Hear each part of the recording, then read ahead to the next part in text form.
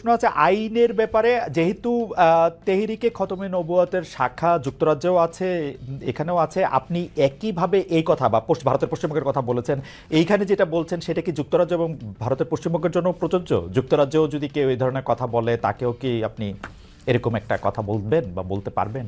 জি জি বলবো। আমি যুক্তরাজ্যে যে সাফার করে এসেছি সেটা শোনেন আগে। 2 বছর আগে আমি যুক্তরাজ্যে গিয়েছিলাম। আমার 7টা প্রোগ্রাম ছিল। 4টা প্রোগ্রাম করতে পেরেছি, 3টা প্রোগ্রাম আমি করতে পারিনি। এবং সেখানে আমার বিরোধিতা করেছিল নাইজেল ফারাজ। আপনি জানেন তাকে, সিএনএন এ নিউজ প্রেজেন্টার, এবং সে ব্রেক্সিট আন্দোলনের হোতা ছিল, এবং সে ব্রিটিশ পার্লামেন্টে মেম্বার ছিল। আমার যেদিন সেন্ট্রাল লন্ডনে প্রোগ্রাম ছিল, নাইজেল ফারাজ লং মার্চের ঘোষণা দিয়েছিল এবং আমি সেখানে যেতে পারিনি। কেন? নাইজেল ফারাজ 23টা প্রতিবেদন করেছিল আমার বিপক্ষে। তার মধ্যে উল্লেখযোগ্য ছিল যে আমি মুরতাদের শাস্তি মৃত্যুদণ্ড চাই, বাট ব্রিটিশ পুলিশ আমাকে অ্যারেস্ট করেনি এবং ব্রিটিশ পুলিশ আমাকে শুধু প্রোগ্রাম করতে দেয়নি সহিংসতা বেশের জন্য। কিন্তু আমি রানীকে গালি দিয়েছি, সেটাও সেখানে তুলে ধরা হয়েছে। আমি রানীকে গালি দেওয়া যায় ইংল্যান্ডে?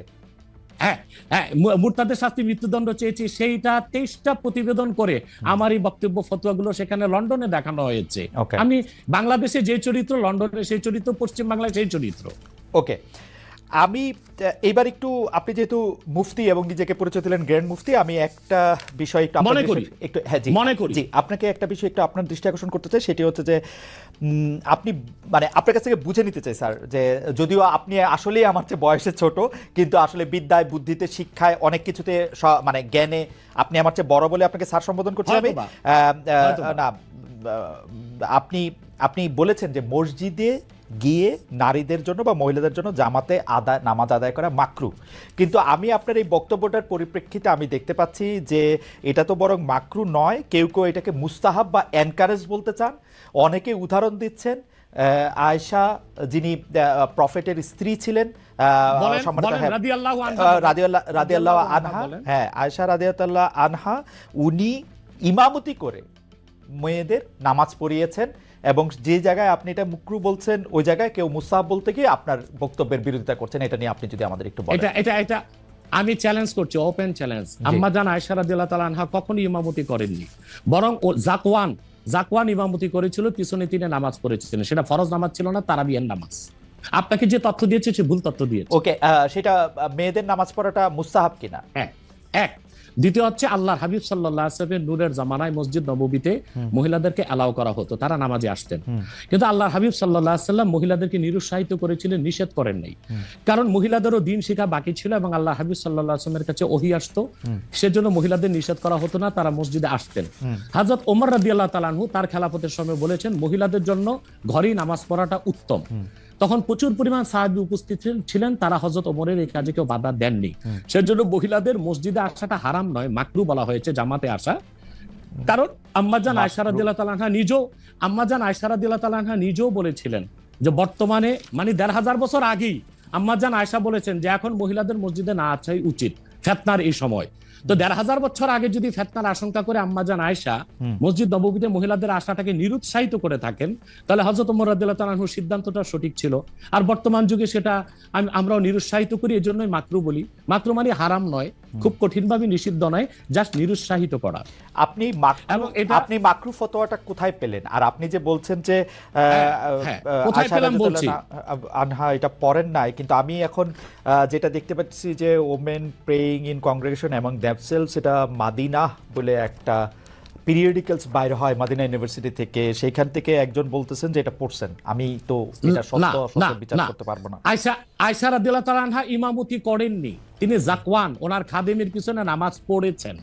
সেটা ফরজ নামাজ ছিল না, তারাবিহের নামাজ ছিল। জি, এটা বুখারী শরীফের হাদিস। আমাকে সময় দিলেন, বের করে দিব। আচ্ছা ঠিক আছে, আপনি কি এইটা একটু বলবেন যে মাকরুটা আপনি কোথায় পেলেন? এটা হানাফিদের সর্বসম্মত মত। হানাফিদের সর্বসম্মত মত যে মেয়েদের মসজিদে গিয়ে নামাজ পড়াটা মাকরু। জামাতে হজের সময় ওইটা ভিন্ন বিষয়, ওইটা ভিন্ন বিষয়। ফরজ, হজটা ফরজ, এবং সেখানে নামাজ আদায় করা ওই সময় মেয়েরা জামাত আদায় করতে ওইটা ওরা করতে পারবে, কিন্তু পরে আর এমনিতে নরমালি আর পারবে না। মানে বললাম তো নিরুৎসাহিত করা হয়েছে, তারা ঘরে পড়বে, ঘরে পড়াটাই স্যার এটা যদি মাকরু হইতো তাহলে কি হজের সময় এটা পড়াটা জায়েজ থাকতো? না, স্থানকাল ভেদে পার্থক্য আছে না। আপনি এখন তো আপনি আজকে আগামীকাল দুপুরে আপনি পানাহার করতে পারবেন, কিন্তু পহেলা রোজায় দুপুরে পানাহার করতে পারবেন, সেটা তো হারাম হয়ে যাবে না। তার মানে স্থানকাল পাত্র বেশে হুকুমটা ভিন্ন হবে না? হবে, কিন্তু যেটা হজে পারমিটেড, যেটা হজের মাঠে পারমিটেড, সেটা আর পৃথিবীর কোথাও মাকরু হইতে পারে? হজটা কি? হজটা হচ্ছে কাবাগরে যেতে হবে, পুরুষকেও যেতে হবে, মহিলাকেও যেতে হবে। কাবাগর একটাই, সেজন্য সেখানে সেটা ছাড় আছে, কিন্তু মসজিদ পৃথিবীতে একটা না। মহিলারা ঘরে নামাজ পড়তে পারবে।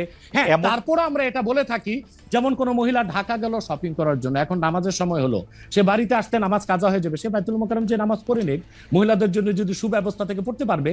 মাকরুটাকে আপনি খুব বড় করে দেখার প্রয়োজন নাই।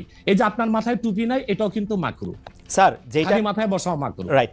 যেটা কিন্তু তাই বলে তো আপনাকে আমি গুনাহগার বলতে পারছি না, পারেন না বলতে, অসুবিধা নাই। স্যার, আমি যেটা বলতে চাইতেছি, এমন কোন কাজ কি আছে যেটা কাবাগারে করা যায়, অন্য যে কোনো জায়গায় আরেকটা মাকরু হিসেবে বিবেচিত হবে? আর কোন কাজ কি এরকম আছে? বোঝার জন্য জানতে চাইতেছি স্যার। হ্যাঁ, বোঝার জন্য বলতেছি। যেমন কাবাগরে উপস্থিত হলে ওযু অবস্থায় যেতে হবে, অন্য কোনো জায়গায় গেলে ওযু অবস্থা লাগবে না। কেউ যদি হজ করতে ইহরাম ভাবে, স্ত্রীর সহবাস তার জন্য হারাম যতদিন কাবাগরে, না, যেটা কাবাগরে করা যায় সেটা অন্য কোথাও হারাম আছে কিনা?